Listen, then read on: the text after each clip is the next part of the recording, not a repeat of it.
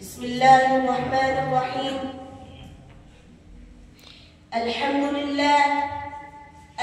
لله الذي أنزل الفرقان خلق الإنسان وعلمه البيان.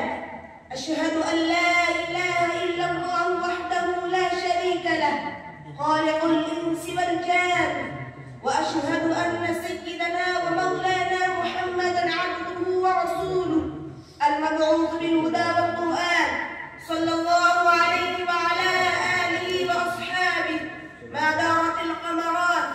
أما بعد، فيا معشر الإخوان، عليكم بالعلم فإنه أساس العمل والتقوى. من تعلم الدين فقد رشد واهتدى، ومن تجاهل عنه فقد ضل وغوى.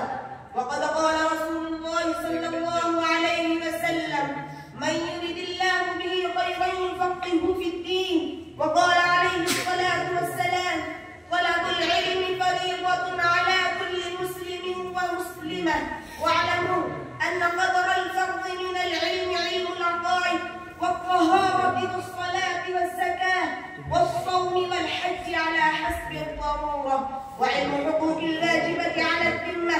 فمن لم يتعلم قدر الفرض يسأل عنه يوم القيامة، ومن لم يعلم أولاده يؤخذ فيه. وقال عليه الصلاة والسلام: والرجل راع على أهل بيته وهو مسؤول عنهم. وقال عليه الصلاة والسلام: فقيه واحد أشد على الشيطان من 1000 عابد. فيا عباد الله، أوصيكم ونفسي بتقوى الله، وأحثكم وإياي على طاعة الله. أعوذ بالله من الشيطان الرجيم. قل هل يستوي الذين يعلمون والذين لا يعلمون؟ بارك الله لنا ولكم في القرآن العظيم، ونفعنا وإياكم بالآيات والذكر الحكيم. إنه تعالى جواد كريم ملك بر رؤوف رحيم. الحمد لله نحمده ونستعينه ونستغفره ونؤمن به ونتوكل عليه، ونعوذ بالله من شرور أنفسنا ومن سيئات أعمالنا. من يهد الله فلا مضل له، ومن يضلله فلا هادي له. ونشهد أن لا إله إلا الله وحده لا شريك له، ونشهد أن سيدنا ومولانا محمدا عبده ورسوله الذي أرسل بالحق بشيرا ونذيرا. إن الله وملائكته يصلون على النبي، يا أيها الذين آمنوا صلوا عليه وسلموا تسليما.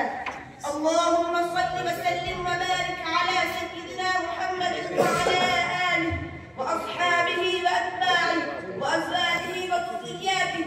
قال النبي صلى الله عليه وسلم: أرحم أمتي بأمتي أبو بكر، وأشدهم في أمر الله عمر، وأصدقهم حياء عثمان، وأرضاهم علي، وفاطمة سيدة نساء أهل الجنة، وحمزة أسد الله وأسد رسوله رضوان الله تعالى عليهم أجمعين. اللهم اغفر للعباس وولده مغفرة ظاهرة وباطنة لا تغادر ذنبا. الله في أصحابي لا تتخذوهم غرضا من بعدي، فمن أحبهم فبحبي أحبهم، ومن أبغضهم فببغضي أبغضهم. وخير القرون قرني، ثم الذين يلونهم ثم الذين يلونهم.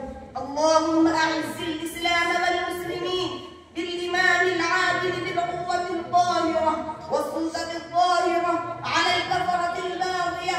واغفر اللهم لجميع المؤمنين والمؤمنات والمسلمين والمسلمات الأحياء منهم والأموات برحمتك يا أرحم الراحمين. والحمد لله رب العالمين. أعوذ بالله من الشيطان الرجيم.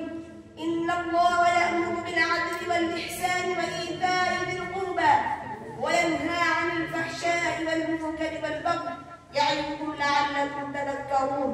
اذكروا